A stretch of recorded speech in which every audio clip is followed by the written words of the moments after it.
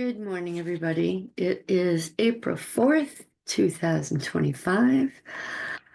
You'll have to forgive me, my energy levels are low. I didn't get to sleep till about, I think it was 3 in the morning, and it's, yeah, 8. So I'm not as well rested as I would like, and I've got some pain going on in the back of my neck, but I'm okay. I was sitting there making my tea, waking up, thinking, I had planned to do a journal reading this morning, and I thought, well, gosh, I haven't had any sleep, and I was feeling grumpy until I texted with John's wife, and she always makes me smile. Um, and up until that point, I thought, well, I won't do a journal reading, and I'll just do something else, but didn't have something else to do, and I thought, we all go through these nights where geez, my voice is going, where we're half asleep and you'll have to get up and go to work and function. So I guess this is my front personality coming out. Actually, it's Sleepy. I have a part called Sleepy. She's here. Generally, what she does is take a shower and wake up, but I took a shower last night. So anyway, I thought I would just be real with y'all and you can empathize with me and I can empathize with you. So we'll do some journal readings. This is and I know I read this in the journal or the session that you see tomorrow, but for some reason, God wants me to go over it and to do this sleepy, and so here I am. So I hope it's not redundant. If it is for you, I guess you can skip over this and go to the sessions. Um, so it's June 29th, 2024. So it's morning at 7:30 and I got up with the dog, a little tired. Chris is still sleeping, of course, so I'm out in the garden. Did my chores and I'm sitting down. Started chatting with the parts a little bit. That song Rich Girl went through my mind again. Now that's a Hall and Oates song. You're a rich girl and you've gone too far. I think y'all know what that is. And I was thinking about the time frame. Then it occurred to me, I wonder what music they played during Circus Ann, which is close in time. This was when I was in the Army Circus Ann when a handler would drive me to the officers club and they would abuse me along with several other people. They would dress us up in Raggedy Ann outfits and rape us. And they actually had me do other things. So, well, it was actual circus music. I have to hum it for you when I talk to you. Just wanted to make note of that. And that's the dun dun dun dun dun that. Last night I had probably 5 different parts talking to me about how they could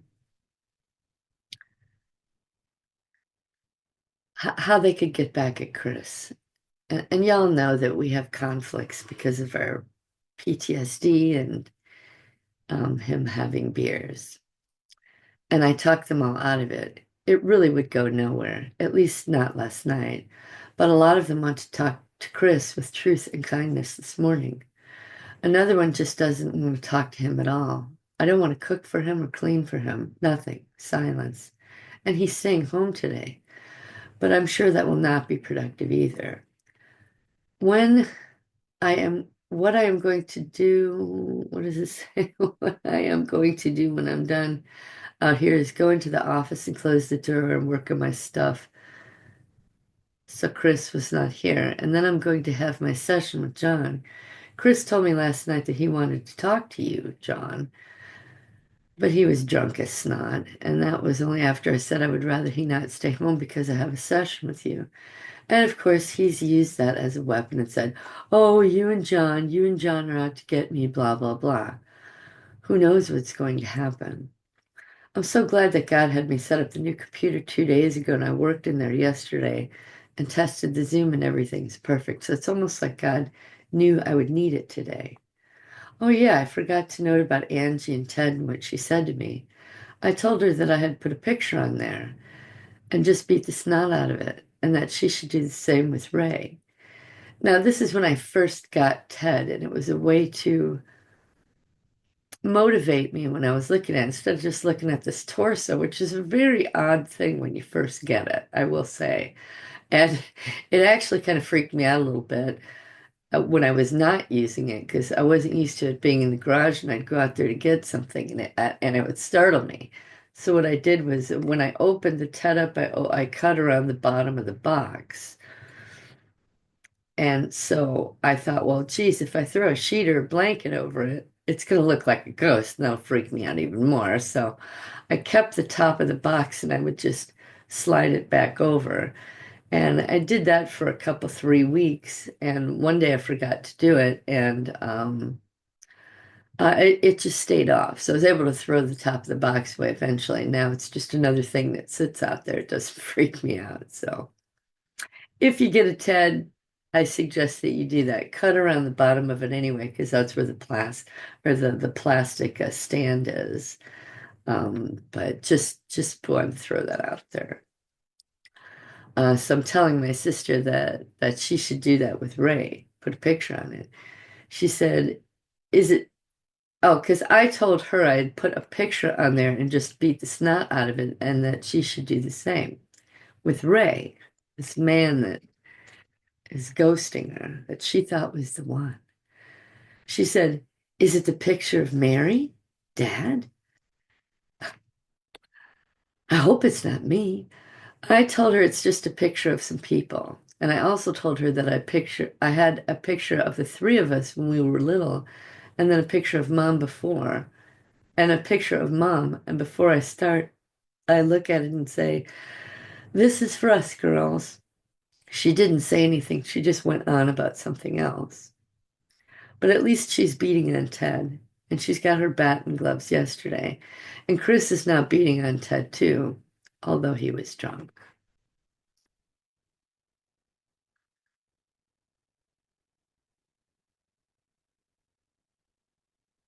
And I don't want y'all to think that my husband's an awful man. He's a wonderful man. He's an incredibly good man, very generous with his time, with his money, with his heart. He just, when he has beers, gets angry. And he's not abusing me, he's not beating me, he's not any of that business, but he yells. And sometimes it's hard to take, and I need to vent it with Jon. So don't think my husband a bad man because he's not. He's very successful at work and he's made a level of psychological safety for me that I'm able to do this. And the fact that I don't have to go to work, I can do this. So I love him dearly. Um, just not that little piece of him. He's much more than that little piece. And I pray that he can wrestle his demons like we are wrestling our demons and find some healing and peace. He's just not there yet. So, anyhow, go on to the next journal. Same day, except it's nighttime. It's bedtime about 11:15. Chris did not drink today or Friday. He went and took a drive up into the mountains this afternoon. And when he got back at about 8 p.m. at dark, he had a call from work. There's an emergency and he had to run out the door. So he's still out there slaying dragons. That's my warrior. Anyhow, I'm laying down to go to sleep and having a parts puddle. I was hugging Jackie and Gumby. I had an image of Wizzy outside working magic with Grandma. She had what I thought was some sort of hat with a very large feather or something on it. Then I realized it was spirit entering into her. She was watching Grandma, who had the same thing above her head, and Grandma was raising her arms while welcoming the spirit into her. I thought to myself, this is cool if I could do this stuff. I'll just copy her. Wizzy is the part that I was having trouble pinpointing on my maps and impact and intensity. Today I finally worked on the three-dimensional aspect. When I did that, I realized she's not conscious and a 5, but she is subconscious at a -2. I don't know why, but I knew that it was so. So I changed all of her data, corrected it, and now she's showing me some things. So that's something that I have discovered when I first started. Um, I would just either the part would pop a number in my head in terms of their emotional intensity, and that is, zero being a baseline, positive experiences 0 to +10, or 0 to a -20. Now, at this time, I only went to 10. It was later on that I reevaluated and took it down to a 20 because of demonic things. I needed to sort out and evaluate demonic influence in an abuse. So a part would just, I would say, well, what's your impact? Or what my analytical mind thought it was, and it might have been a positive number. But because I put it into the maps and charts, and worked on TED, the part was able to release whatever anxiety or fears they had about trusting me. And now that they could trust me a little bit more, they're like, well, I'll show you a little bit more. And then as they show me, I realize, well, wait a minute, you can't possibly be at a +5. And, I'll evaluate it with the part and they'll say, well, I'm more like a 2, -2. So that's what goes on in the beginning. And as you move on with that and you have more and more parts that are fully honest with you, completely honest with you, you've invested so much time and energy in them, the new parts that pop up, because the parts at the lower layers, the wounded children, the repressed level, even some of the subconscious level, everybody knows what's going on above them and what you are doing. They can see it. It's the parts on the top, the conscious and the subconscious. Nobody knows what's going on below them. So as you're working on parts, all the parts can see what you're doing. And so if you get to a point where you've got 100, 200, 300 parts that fully trust you and have reached some levels of peace and happiness, those new parts coming up, I have found are less likely to fib to you. You know, it's not really fibbing to you, it's protecting themselves. So they'll talk to you and tell you something that you think is acceptable, is what's going on. So that's what happened here.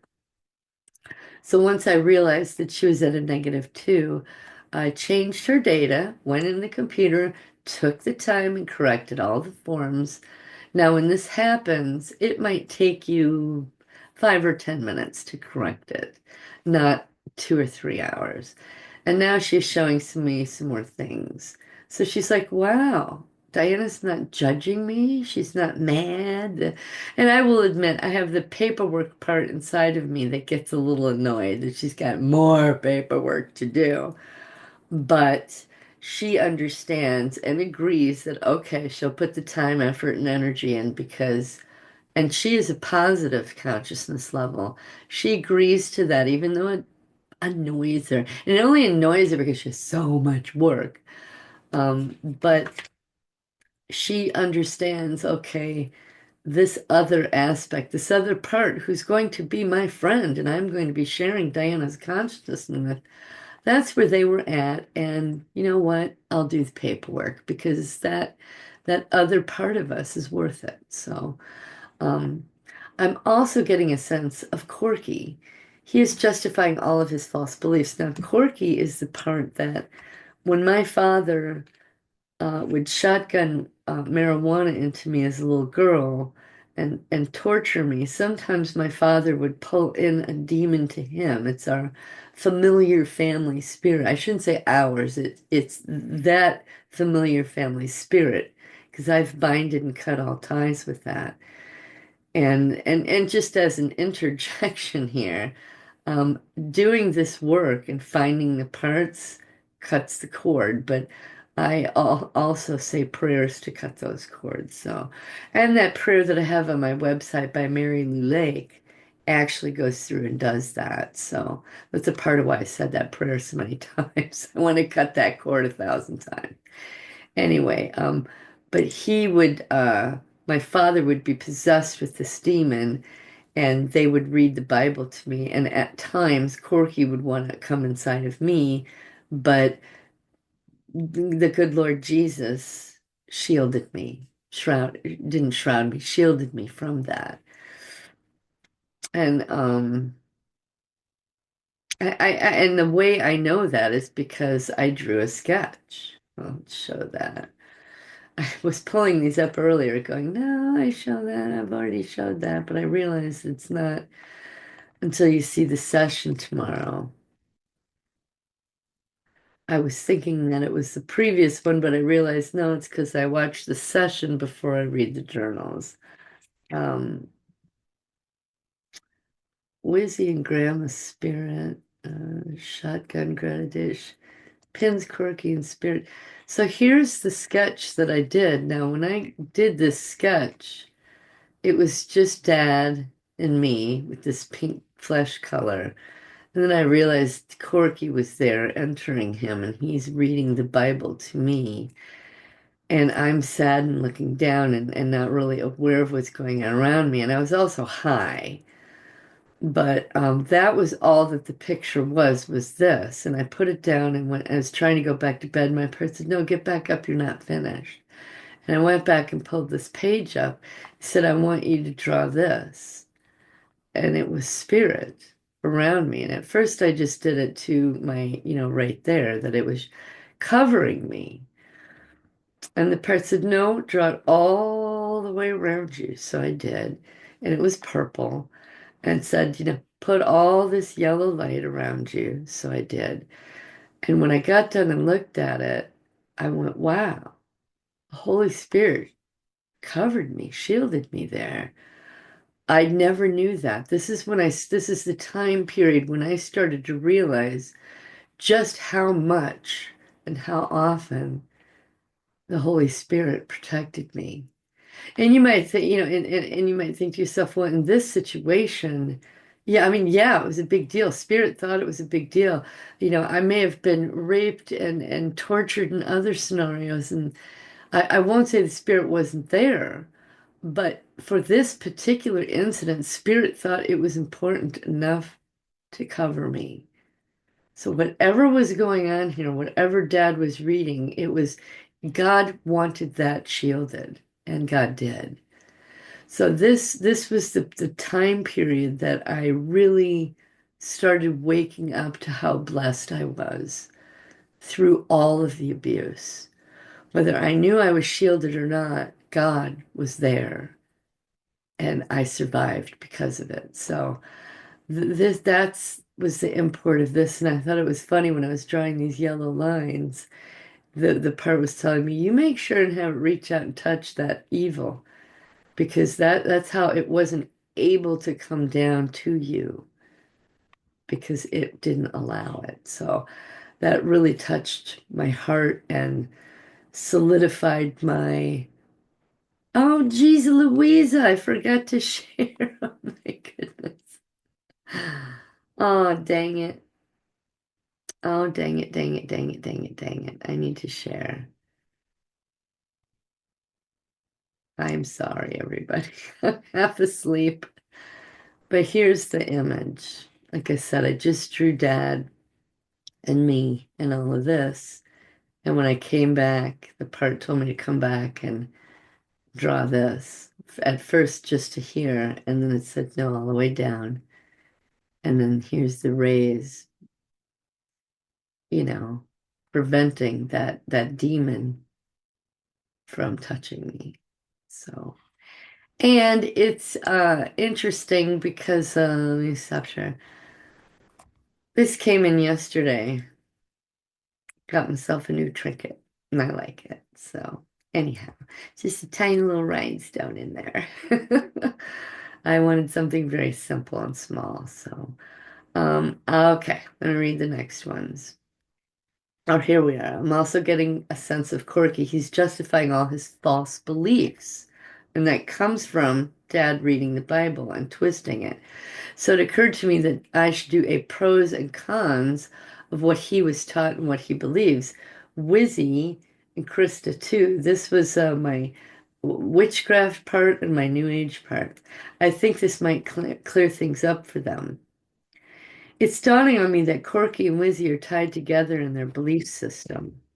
that they can utilize the dark side in order to accomplish their goals. I think Wizzy needs to talk with Krista, who followed that path and ultimately came face to face with a real demon, and also with the absolute fear and terror that she felt when she did so. And this is an episode I did called The Dream, which let me look and see which it's season one, I believe episode 8, but let me confirm, where I wrote a letter to someone and someone that I respected a lot, and they told me their opinion on it to for me to discover that it was a demon. So season one, let's see, where are you? Oh no, it's not episode 8. It is episode 24, season 1, episode 24, The Dream and Letter to Alan, where I talk about this experience where I get into the new age and start chanting and all sorts of stuff, and I called a demon to myself. So I think Wizzy needs to talk to Krista, the new age girl who followed that path and ultimately came face to face with a real demon, and also with the absolute fear and terror that she felt when she did so. The proof for me was that if it was of God and from God, the Creator God, there would have been no fear. But ultimately, there was utter fear like I had never felt before. And we had felt some massive fear through our lives, so we know what that's like. But this was different. This was so deep in the core of me that I knew I was never going to touch it again. And I never have. At least I think I never have. I do remember doing that vortex thing when Chris and I first got together. And then years later, remembering it and undoing it. So I asked God for forgiveness for that because my one of my parts that I was amnesic of did a spell on Chris.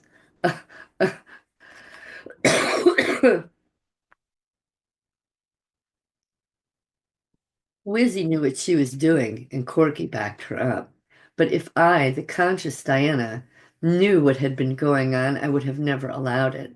Just like I never allowed continuing on with that path of Buddhism and accepting that river and ultimately seeing that face, the face that said it was the face of God. And this is in the episode 24. You can get all the nuances and details from that. I knew that I I knew that could never be because of the utter fear so deep in my core. So you guys chew on that for a little while. If it was truly God, there would not have been any fear. And we know that because of Dream. Dream wrote down the experience she had with Jesus, and there was no fear at all. There was only love, joy, and peace. Grace, who is my gut instinct, Grace knew very clearly it was not Jesus. So these are all my parts I'm conscious with, and I'm asking them to start talking to each other and sharing their experiences. So Corky and Wizzy could learn from Dream Gut and Krista. So if Dream Gut and Krista and Grace is Gut could start speaking with Wizzy and Corky, that would be a great help. Taz and Scratchy could use some instruction as well. And Taz and Scratchy can share their experience with Jesus just a week or two ago, what Jesus showed them. And that was the instance where we had a parts puddle, and Tasmania and Scratchy raged and raged and raged at God, and God showed them that he was the real deal. And you can go back a couple, 3 weeks and see that. Wizzy was with Grandma in her room where she did all her witchcraft. She put a ball of herbs in a teacup and poured hot water over it. She had Wizzy drink it. Wizzy got all giddy, excited, and enthusiastic. So, being drugged yet again. Then they went outside and did spells and such. That's when Grandma taught Wizzy how to call down demons, and they entered their bodies.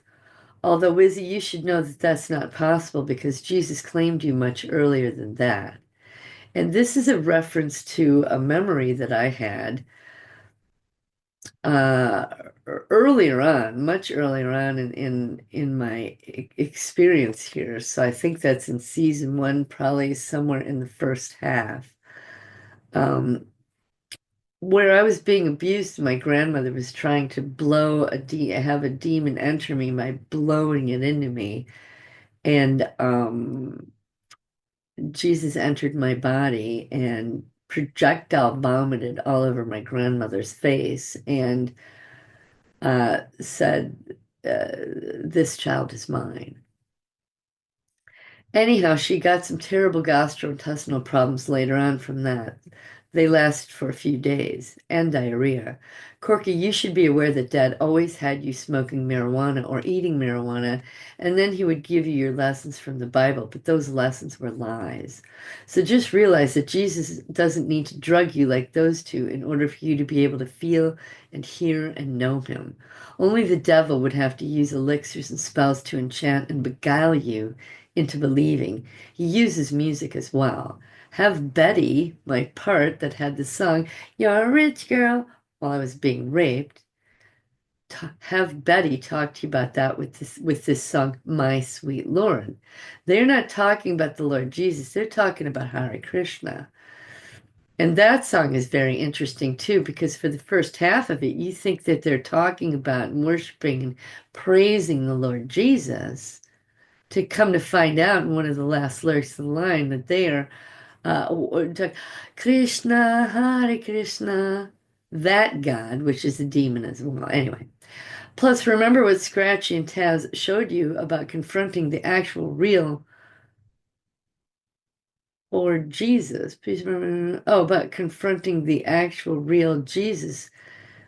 And they know it was the real or Jesus. Why did I write it like that? And they had that hour and a half interaction where they, oh, that's right, confronting the real Jesus. And they know it was the real Jesus. And they had that hour and a half interaction where they just attacked him and it did not affect him. But when they went after the fake ones that were dressed like Jesus, even the one that thought that Mom was a Jesus, you saw where they went. All of them except Mom went down to hell. They turned into black goo and dripped down into hell, and Mama turned to him into a beautiful angel and went to be with Jesus in heaven. So, with all of that evidence, I hope you can see that you were lied to and convinced otherwise. And I hope to show you and differentiate between the lies and the truth. And you're more than welcome to go and speak with Spirit and Jesus himself. He would welcome it. And on that note, you can go and ask Lance about what he thinks. This is one of my killer parts that embraced the spirit of Lucifer to do what he had to do. He was also lied to think that was the only way he could accomplish his work was to embrace Lucifer himself. He has since rethought that and thinks something else now. He believes in Jesus and knows that his power comes from Jesus. Siggy, my part that smokes, I can feel you in there being pessimistic and negative. I think you need to start thinking about whether you believe in God or not. God, the Creator, Jesus. And when we list out the pros and cons, I'd like for you to pay attention to what not believing in Jesus entails and what believing in Jesus entails. And I just want to say to everyone, thank you for giving me a good night's sleep last night. It was very much appreciated, and the nap this morning as well. I believe that's what's allowing me to be up now and be not bothered by it. And so not being bothered by it, I can listen to you and dictate your conversations to me. And thank all of you who helped me with the three-dimensional PowerPoint today. I feel good that we got that done. Thanks for all of your feedback. Just did some sketches of Greta, Spirit, and Wizzy, and another sketch of Pins, Corky, and David, and Spirit. And y'all will see those tomorrow in the session. Oh, there was something else that I thought of. Oh, here when I'm talking about thank you for giving me, thanking the parts for giving me a good night's sleep. Now, this is when I started to, because I was gaining the trust of more and more parts working on TED, they were achieving levels of peace and happiness. They were like, wow, well, she's done all this for us, but why don't we? And I asked them, I said, could you, you know, I promise you that uh, if you give me a good night's sleep, that you don't need to reveal your memories always at night. It can happen during the day. And I promise you, I will record it during the day. No matter what I'm doing, I will stop, grab my phone, and dictate it into the phone. And so they wanted to see if I would keep that promise, and I did. And so I think a few days or a week had gone by, and I was doing that, recording journal, going and sitting in the chair they wanted me to sit in outside because it was warm, sitting there, dictating whatever notes they had. And I could sit there for 20 or 30 minutes.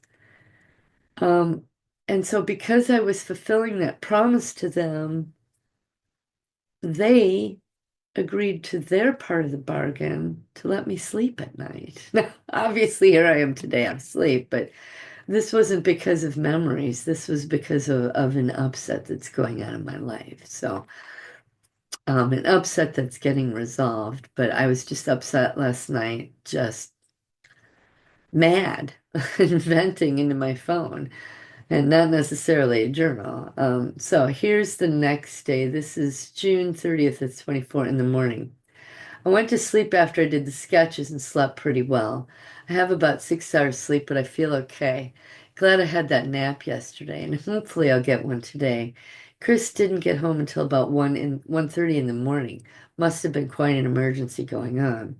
Still have a sharp pain in the top of my knee left side, but the other surface pains seem to have worked themselves out. I'm glad because this has been going on for about 3 weeks now.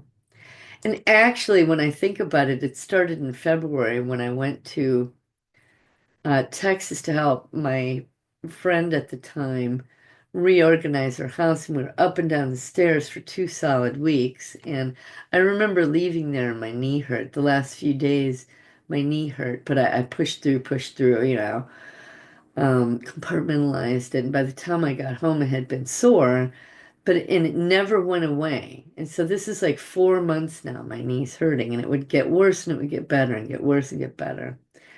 When I first got out of bed, it was pretty sore, but now that I've been walking around outside for a while, I'm not limping quite as much. When I did the sketches last night, it's funny because spirit was the last thing that I saw. In my mind, all I saw was the awful parts. And then as I flipped the page, something said, go back, there's more. So I did, and it wound up being spirit protecting me. So that was quite revealing. In the moment back then, I had no idea, but she wanted to make sure that I knew. She wanted to make sure that all the other parts knew. So that made me feel very special that God watched over me like that, and I was not alone, even though I was. Now, right now, here, what I'm thinking about is spirit, the part. And I don't just now in this moment, I realize at this point in time, I was confused. Did I have a spirit or did I have a part that split and was called spirit that embodied the spirit of God, or was it the actual spirit of God? But when you think about it, the actual spirit of God also lives within us. It's a part. So it's one and the same thing. Um, it's funny, I was just thinking about why they would continue on messing with me when they knew that Jesus had entered my body and said, this child is mine. And it occurred to me it was to mock God and see if they could knock that out of me.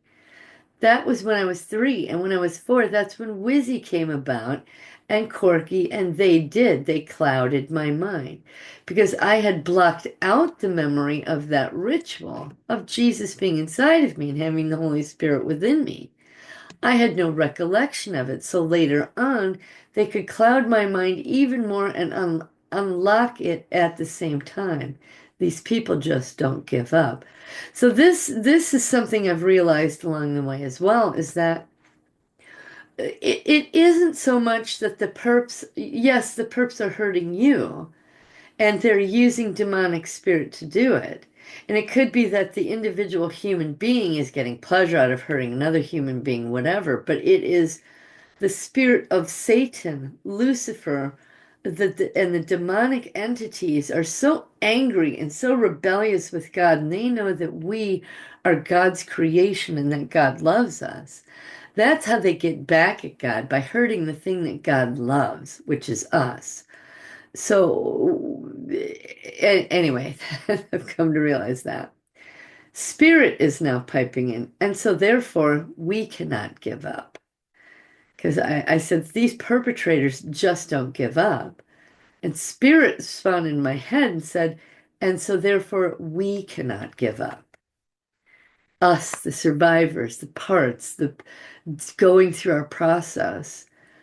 God wants us to wake up. We are his warriors. We are the ones who have seen, smelled, touched, felt demons. We have faced down demons as children and survived.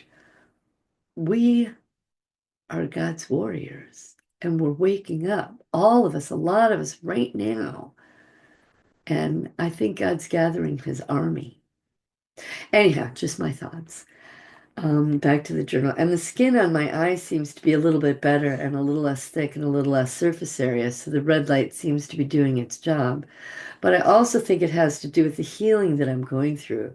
That scales were put on my eyes, and as I remember more and more and more, the scales are removed. I just wish it would be done forever.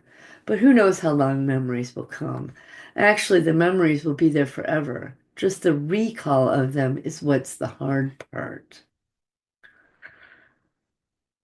Because I have found once I get through the hard part of the memories, the recall, excuse me, the recall, I can embrace the memories. I can embrace the experience. I am, and I know this sounds weird. I embrace that abuse. I embrace those experiences. I embrace those memories because it made me who I am right now. And without those experiences of spirit, my certainty of Jesus wouldn't be as strong as it is. Um, and without facing down demons, I would be terrified going forward in the future. And now I'm not. I'm not because I don't even know how many parts inside faced down demons, suffered their torture and abuse and defilement, and made it here. And now they're not ashamed, embarrassed, feel a need to keep things quiet. They want to shout all this from the rooftops. This is what happened to us. And they are strong, and I embrace them. I will never integrate them. I will never retire them. They will live with me for the rest of my life because they are my strength. So, anyhow. Um, Here is June 30th. I'm laying down to go to sleep, and an image of a young woman pops into my head. She has long, straight red hair, red bangs. And oh my goodness, I just realized that I just selected a bunch of parts a couple weeks ago, and they wanted to be Irish women, young Irish women, for new images for their parts. I've got about 10 or 12 parts with this red hair. And I kept thinking, red, why the red? And I just put it together. She has long, straight red hair, red bangs. She's leaning forward slightly. She spins her head around at me like this. Her eyes are red and seem to glow, and she's infuriated that I'm screwing around in her area of expertise. She says, don't screw, don't F with me. No, no, she says, don't screw, don't F with me, is how she said it. So I looked back down and was drifting off again, and it popped into my mind. The images are like on a comic book page, except they're in color, and I see the Capitol building in one of the frames. It's Washington, D.C. The two different separate memories this night, and that was it. And I'm like, Washington, D.C., and why do I see this in a comic book form? What's going on here?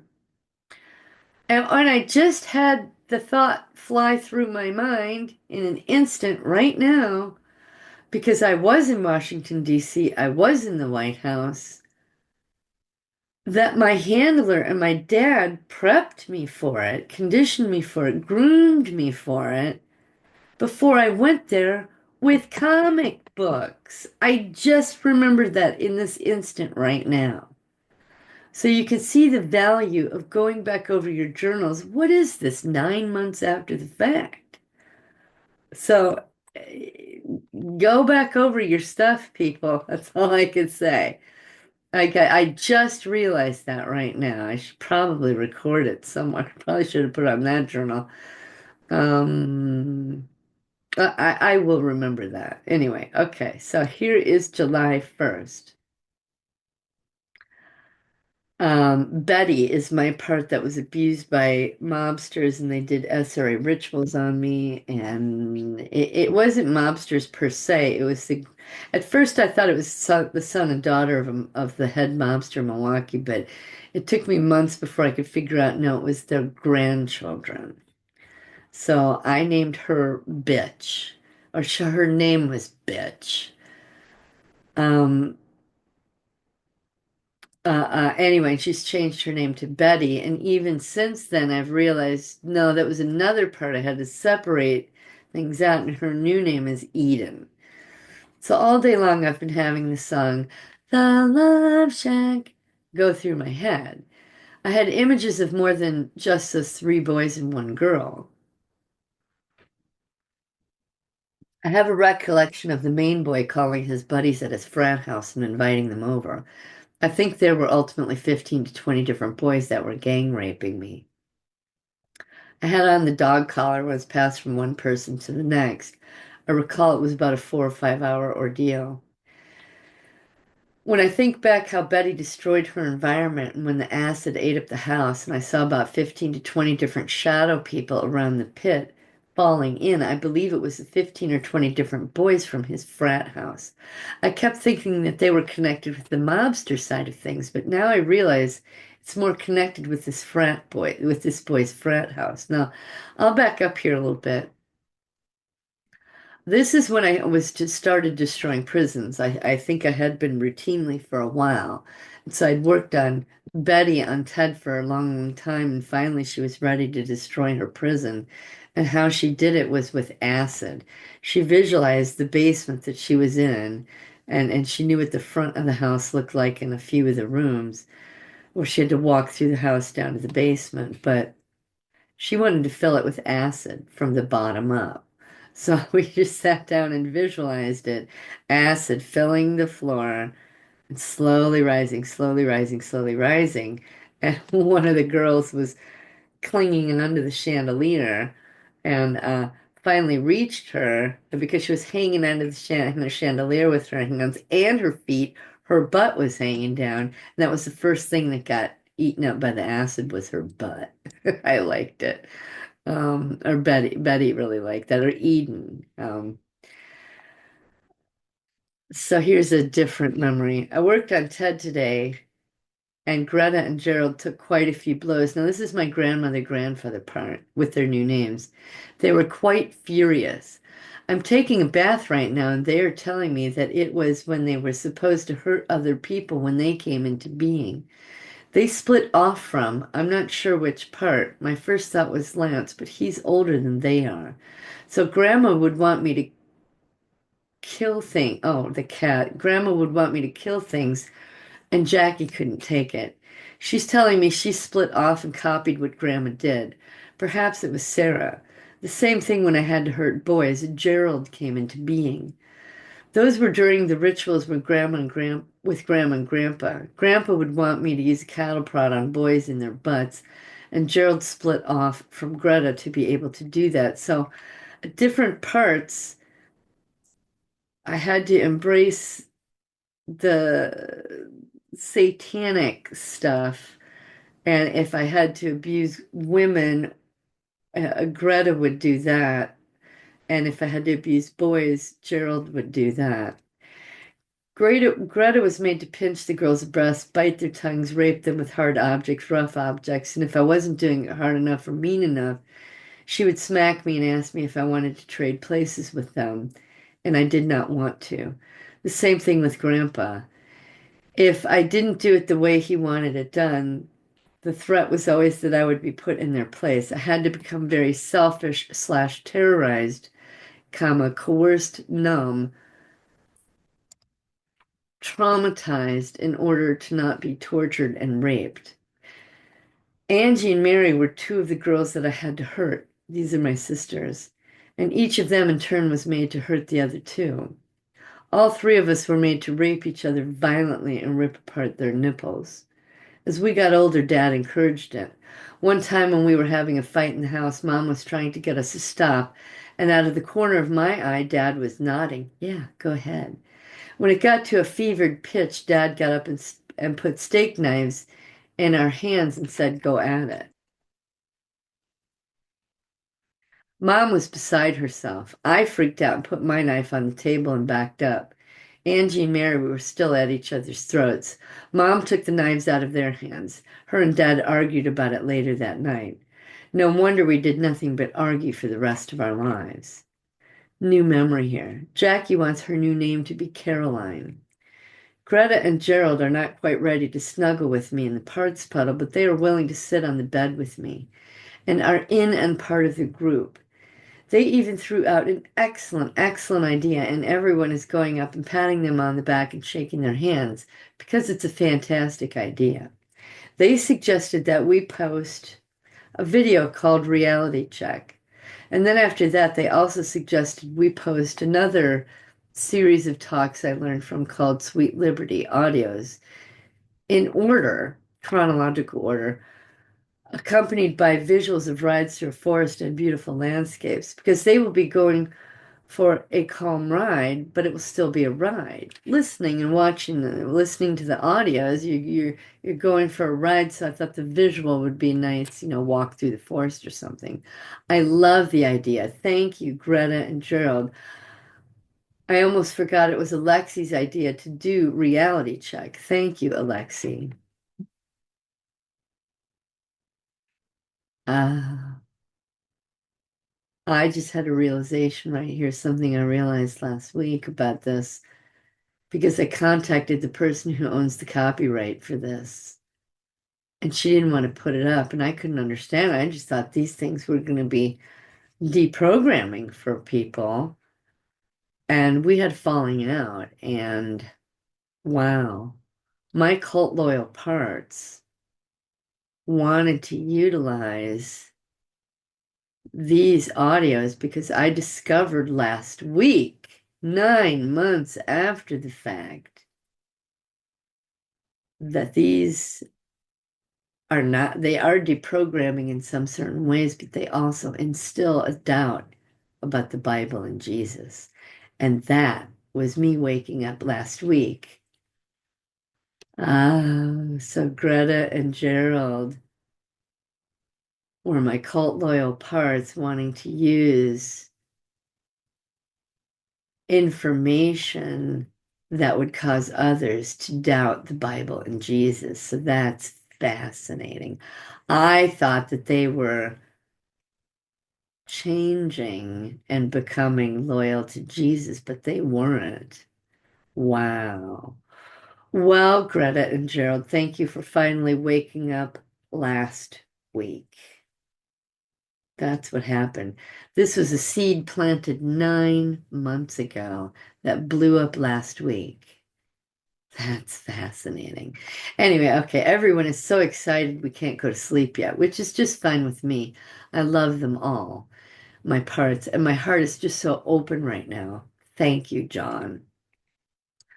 Here's another part. I've been meaning to record this, and hot dog, I'm very sorry that I haven't. This is a parts puddle, me talking to the parts and them talking to me. But I've been getting hungry around 11 or 12 o'clock at night all the time now. But rather than go chow down on a hot dog, I'm okay with just having a little 30 or 50 calorie piece of protein or just drinking some water, just enough to take the edge off of feeling hungry so I can go to sleep. Also, Siggy is telling me that she's not necessarily a negotiator. The image is of her standing between worlds and connecting them. So it's basically the SRA world on the early side, then training camp with the CIA stuff, and then the military world. She is the go-between. So at this point in time, I had not remembered my MK Ultra.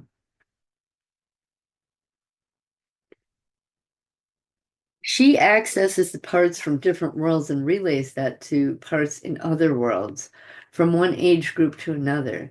So she stands as a connection between the different worlds. the worst of the worst when we were young, and the worst of the worst when we were preteen, and then that awful stuff in the military. She is a liaison. She works with file clerk. But since her name is Fiona now, file clerk is now Fiona and has a different focus, Siggy is starting to rethink her name and her purpose. But she still wants to be a liaison between the worlds, and she likes the name Ziggy. Ziggy it is then. Ziggy connected Gerald and Greta with um, Nala and video. Video is connected with the children who were on film and also with Donald and Stephen who are comfortable in front of in front of an audience. All of the parts that were sexual before don't really know what to do with themselves now. So I guess I'm going to ask you to think of different names first. And then after that, have conversations with other parts. See if you can't come up with an idea for doing something different. I'm having a very strange body memory right now. The skin behind my heart on my back is itching, and there's a bump there. I don't recall getting bitten by any bugs. And it just started 5 or 10 minutes ago as I'm dictating about Ziggy. Siggy would wait for the parts to do their duty, send them to Trish to be tucked away. Trish was the prison guard. Separate the information from them and give that to file clerk. But Fiona, file clerk, has been giving the information to that part so that part can then give it to Diana. Oh, so this is what's happening at this point in time in my psyche. Instead of file clerk hiding away all the information in a file cabinet, she would wait. Um, Siggy would wait for the parts to do their duty. So Siggy would pick apart whatever command my handler needed me to do. That part would send it to Trish, who is the prison guard, and then Trish would give Trish would tuck away the part in prison, but also take the memory, give them separate the memory from the part and give it to file clerk, another part who tucked it away. But file clerk started giving the information. So file clerk is the keeper of all the records. And I don't hear different voices in my head, and I don't write with different handwriting. And my sketches are all like a 5-year-old sketches, but at this point in time, Fiona, the file clerk, was starting to work with all the other parts. She was trusting me. So what she started doing saying was, look, if everybody gets to change their jobs, why do I have to be the guardian of this file cabinet? So I'm going to take all your memories and give them back to you, each individual part. And you guys can figure out what you want to do with it. But I don't want to be responsible for anyone. That's what was going on here. But Fiona has been giving the information to that part so that part can then give it to Diana. And since Diana seems to keep track of it and record it and sort it and organize it, Fiona is under the impression that once that file cabinet is empty, she won't exist anymore. Well, Fiona, you can be the one who helps me and the parts all together consciously recall information when and if they or I cannot. You and I can have a direct communication with that part and myself. She says, okay. So I don't have to hold it all. But if Diana or the part wants to communicate and they're having a hard time, then we can still go to Fiona and she'll show the part how to give it to me. So that is what was going on here. She says that her conditioning was that if the file cabinet was ever opened, suicide was the answer, but she never liked that idea. That's why she changed her name so quickly. She was supposed to activate Sadie and Lonnie, two other parts of mine that are very sad and lonely and parts in despair and trigger them to such a degree that they would commit suicide. But since Sadie and Lonnie have shared their experiences and have been loved and appreciated, that purpose faded away. As their purpose was, as their purpose of suicide faded, so did Fiona's purpose, the file cabinet. I said, excuse me, I should say Sandy and Laura. So Sadie and Lonnie had changed their names. Plus, too, all of them have been looking at the pros and cons of being in the cult, and none of them want to be in the cult. So that's a good thing. And a lot of them are telling me they want their pictures changed. So I will work on that. Now, Jack is my handler, CIA handler, probably from the age of 3 to, well, till I got in the army at 18. Jack is telling me that I was taken to the theaters in Chicago and Canada to draw in cult members who were Satanists who were suspected of or proven to be disloyal. The same thing for the castle and the military in Camp David. I was to draw them in after the show. He, Jack, would bring them to the dressing room after the show with the lure of sex, but I would then assassinate them. He would watch and make sure the mission was accomplished. He's also telling me that he was there in the Milwaukee mansions as well. He was the driver, but he was not there for the Scientology rape or the Balistreri rape, and that's why Finnegan, one of my I call them warriors. Now, one of my warrior parts was able to get away with what he did. I should clarify here, he was one trained to be an assassin. But instead of me thinking of them as assassins or killers, I have rebranded them as my warriors. They're God's warriors now. Frick, Frack, and Pumpkin, three of them, were all isolated to the train camp, but Jack was there. Jack split them into Finnegan, Jonathan, and Pumpkin.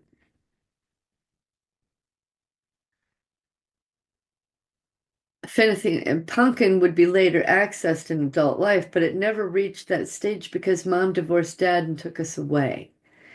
He presented himself to me once when I was a teenager in Iowa and showed me a picture of another girl that could have been my twin that lived in a city nearby. He asked me what I thought about that and if I would ever want to meet her. I remember it freaked me out in my gut, Grace, and I said no to I don't want to see that person. His triggers didn't work, and I walked away and went and hung out with my friends. I realized right now the trigger did work. Now there is a 2-day period, and I'll just back up there. So you're going to have your parts tell you things, and I believe that God, even though it's not accurate information, it will still lead you forward. Even though it's an untruth or a misdirection or going down a rabbit hole, it still will lead you to the correct information ultimately, because what you want in the beginning is just for them to talk to you. Talking to you, put them in the charts and graphs, get them to exist, work on TED. And it's that, like, again, always as their upset reduces and their peace and happiness rises, then they'll tell you the truth later on. So it's a process. Now there is a 2-day period that Mary, my sister, told me that I disappeared, and Mom sent her out looking for me. I remember just being with an adult man who was cheating on his wife, and we just hung out and partied for a couple of days. We had sex and smoked pots, and that's all I recall. I believe the picture Jack presented me was a picture of me because when I looked at it, it did shock me how similar we looked. However, that girl in the picture was younger and run down and raggedy and had a completely different face and demeanor. I remember I just shrugged my shoulders and walked off, but I had all of my friends around me and they were pulling me away.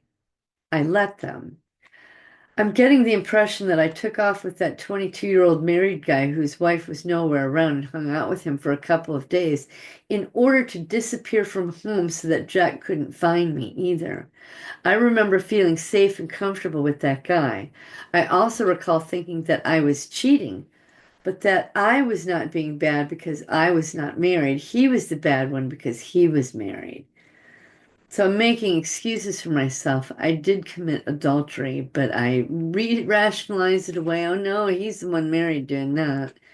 Anyway, now the age of the picture and the girl seems to me about 15 and I was 16 or 17 at the time. So perhaps there was a mission that I did there that I don't recall yet. Bibi is the magician in the Masonic Lodge who taught Wizzy how to move energy.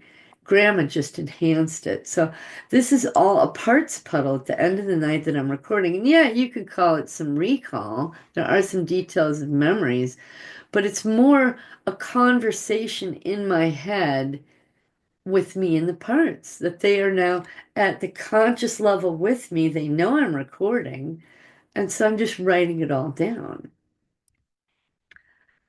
So those are all the journals I showed you. Oh, I didn't show you guys. File cabinet, Fiona. This is how she presented herself to me. When I first saw her in my mind's eye, I did not see the file cabinet. All I saw was her with her super straight, bright red hair and her bright red glowing eyes. And she said, "Don't fuck with me." And I was like, wow, she said, red eyes glaring. She is furious. And so I sketched that out. And she was butt naked, butt naked. And you could see she has no breasts. So she's very young. It wasn't until the next morning I realized, oh, what is, because I couldn't see her hands. I thought, well, where are her hands? And by the morning or later that night, I forget which, but I realized her hands are in the file cabinet. So this is where file cabinet showed herself to me, and she was pissed. So this is now Fiona, which actually she went through several name changes, and I believe her name is Lily now. Or Lila? Let me look. I don't want to mess that up. I hate disrespecting the parts. SRA parts. I just need my, oh, well, you know what? I'll do it on the map so y'all can see her.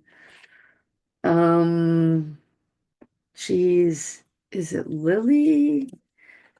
I think it is, but Lily, it went from file clerk to Fiona to Lily, I think to Lila. Lila with an H. There she is. Oh, no, wrong one. Sorry, there's 47 lilies. Dang it. Maybe Fiona is still in here. There's Jack. I think Fiona comes. Oh, geez, Louisa. See, so I don't remember everybody's name and exactly where they are. Oh, dang. There's 14 of them, so let me see.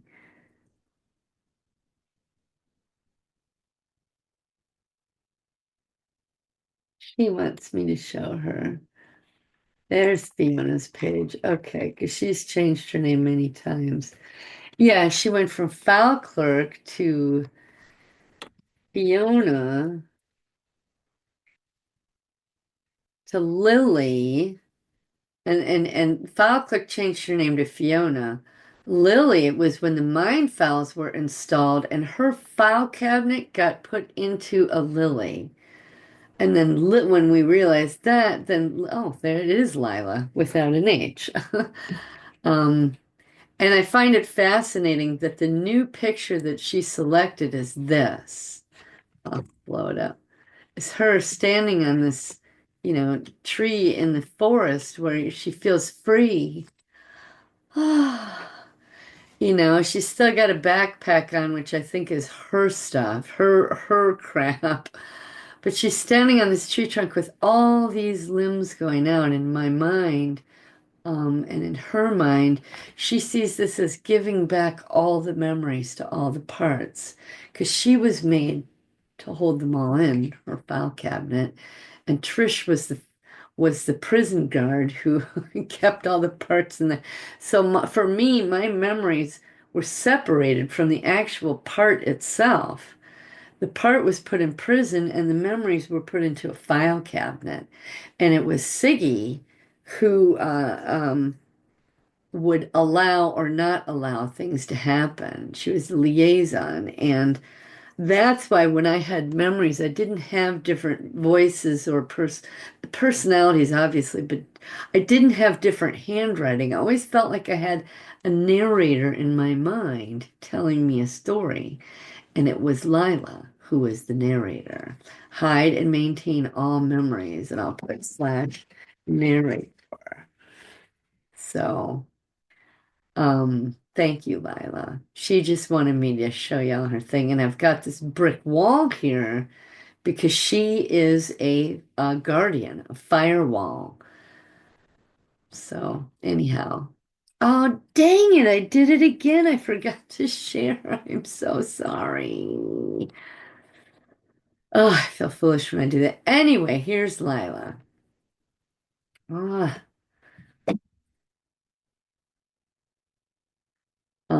so yeah, file clerk to Fiona to Lily, discovered the mine files to realize, okay, well, the Lily is the file cabinet itself, just as Fiona and file clerk are the file cabinet. Well, I guess Fiona and file clerk operate the file cabinet, and Lily and Lila, when the mine files and MKU were installed, it was the image of a lily that everything was stored in, and then she changed her name to Lila. So you may have parts that changed their names a few times as you learn about their programming, and this one changed because, the SRA programming was overridden by the MK Ultra programming. So old name, new name, SRA, old name, new name, MK Ultra, which just evolved over time in my history of my life, but also unfolded in recall in time as well. So, but this is what I was talking about, how she's standing there with her arms out and she's free. She has her own packet of stuff, which obviously you can see these journal entries of how she was created, but she gave everything else back to everybody else. And that's the branches on the trees and her saying, have it all back. I don't want it anymore. And that's why she chose this picture. So let me stop share. I need to remember to share it. I'll be blathering on and think you can see it. So hopefully I'll get better than that. But thank you for listening to me as I'm half asleep and a little headachy. I did take some Advil, so it's better. Um, I love you all so much. John has sent me so many different people, and I'm getting to know and talk with so many different survivors, and my heart just goes out to all of you. And what I've learned is as we get to know each other, and I won't say the word trigger, but what we're doing is bouncing our experiences off of each other, getting to know each other, and realizing, wow, we've got the same experiences, which obviously all of us do, but sometimes there's a little nugget in there that it's just so uniquely mine and hers together that it's the bonding I get with these people, my friends, is incredible. Something I've never had in my entire life. And so I encourage y'all to let's get to know each other. You know, sorry, I'm tearing up. Anyhow, I love you all. Thank you. We have to get to know each other. We all have to talk with each other. And I know a lot of the back office from the parts, but go through this process, gain their trust, and you'll find that you want to interact with other SRA people. So I love you all. God bless you. I ask God that He give you exactly what you need when you need it, comfort you in the rough times, inspire you as you're doing your work. I ask Him to give you eyes to see, ears to hear, a heart to feel Him and cleave to Him, and the courage to speak His word, the courage and a voice to speak His word. I ask him to surround you with impenetrable shields of his love, with his holy angels standing guard, to send his warrior angels in times of spiritual warfare to you, your loved ones, your homes, your pets, your property, your vehicles, your travels, and your workplaces. I ask Jesus to bind all the powers, principalities, spiritual wickedness, and dark forces in all places, on all planes of existence from you and your loved ones, your homes, your pets, your properties, your vehicles, your travels, and your workplaces, and to block all astral projection to you or from you, and just to God be with you and comfort you, love you, inspire you, and to just be with you present every day, all the time. Thanks for listening, everybody. I love you all, and I will see you next time.